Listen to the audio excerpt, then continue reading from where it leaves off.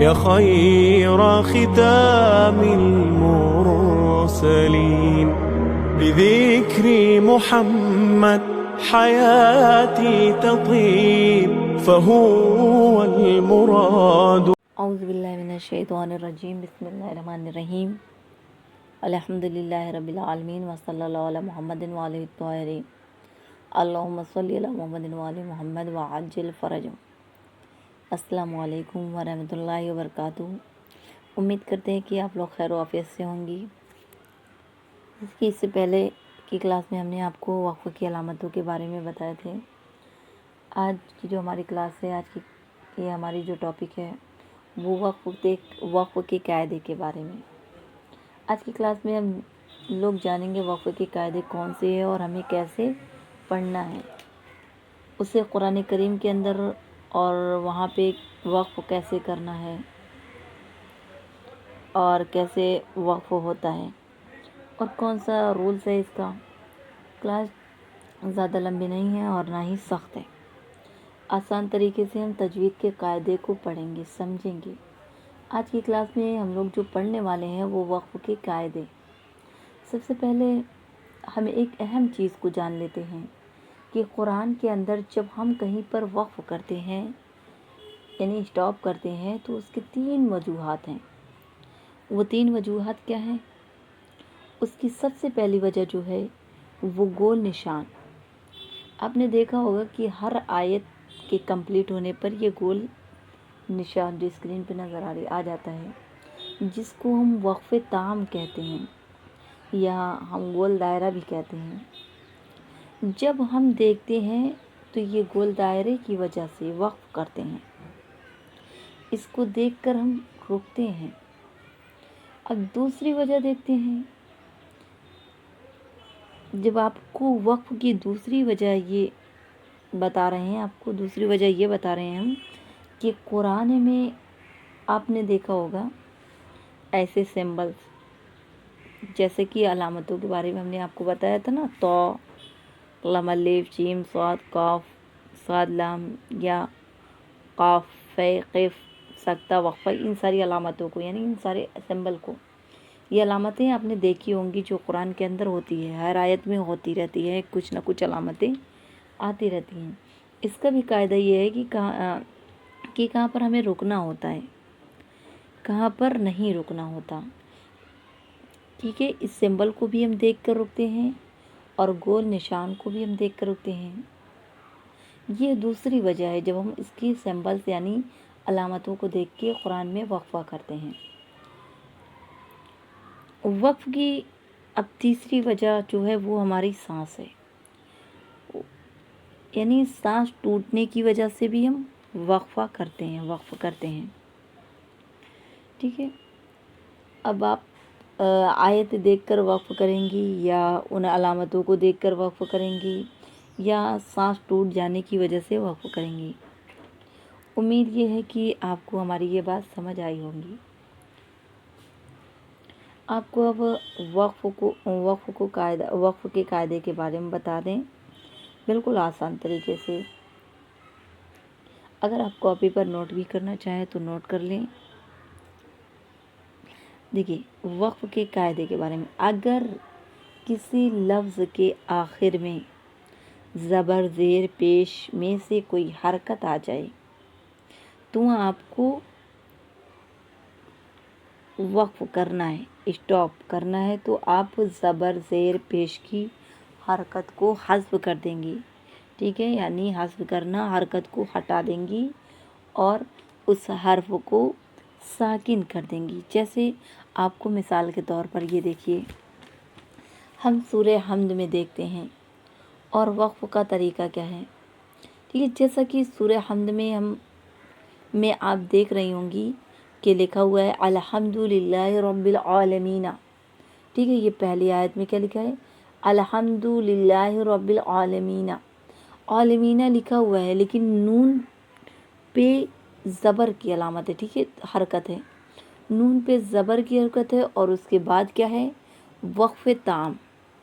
وقف تام سے پہلے کیا آیا ہے؟ عالمین آیا ہے، عالمین لکھا ہوا ہے یعنی کہ نون پر زبر آئی ہے، لیکن جب ہم وقف کریں گے تو نون کے زبر کو گرا دیں گے اور نون کو ساکن کر دیں گے.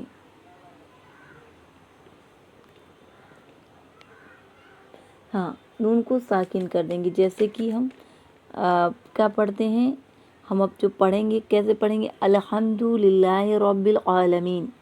ٹھیک ہے، نون کے زبر کو ہم نے گرا دیا، نون کو ساکن کر دیا، اس لیے عالمین. ورنہ کیا لکھا ہوتا ہے، الحمدللہ رب العالمین. ٹھیک ہے، اگر ہم دوسری آیت کو لے کے پڑھیں گے تو ہم نون کے زبر کو ساکن نہیں کریں گے، نون کو ساکن نہیں کریں گے، ڈائریکٹ پڑھ دیں گے. کیسے، الحمدللہ رب العالمین الرحمن الرحیم. پھر ہم میم کے زیر کو گرا دیں گے، حذف کر دیں گے، یعنی میم کو ساکن کر دیں گے. تو یہ رہا وقف تام پر وقف کرنے کا طریقہ. ٹھیک ہے، علامت گول دائرے پر وقف کرنے کا یہ طریقہ تھا. اب ہم دیکھتے ہیں الرحمن الرحیم پر. ٹھیک ہے، وقف کی حالت میں ہم زیر کو گرا کر میم کو ساکن کر دیں گے. وقف کی حالت میں ہم زیر کو گرا کر میم کو کیا کریں گے، ساکن کر دیں گے. ہم زبر زیر پیش کی حرکت کو نہیں پڑھیں گے. اگر ہم نہیں رکیں گے تو ہم ڈائریکٹ پڑھیں گے، جیسے کہ الحمدللہ رب العالمین الرحمن الرحیم. پھر آپ دوسری بھی آیت کو لے کے پڑھ سکتی ہیں، جیسے الحمدللہ رب العالمین الرحمن الرحیم. ٹھیک ہے،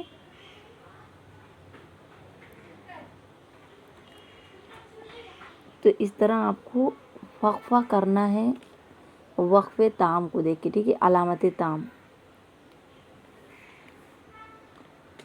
ہم نے پہلے آیت پر وقف نہیں کیا، نون کے زبر کو پڑھا اور ڈائریکٹ دوسری آیت پر ہم رکے اور میم کے زیر کو ہم نے حذف کر دیا، یعنی گرا دیا، میم کو ساکن کر دیا. اگر اسی جگہ تنوین آ جائے تو وہاں پر وقف کیسے ہوگا؟ جیسا کہ آپ لوگ کو سورہ اخلاص یاد ہوگا، یہ سورہ اخلاص کی آیت جو آپ کو نظر آ رہی ہے، یہاں پہ لکھا ہوا ہے قُلْ هُوَ اللَّهُ أَحَدٌ. کیا لکھا ہے؟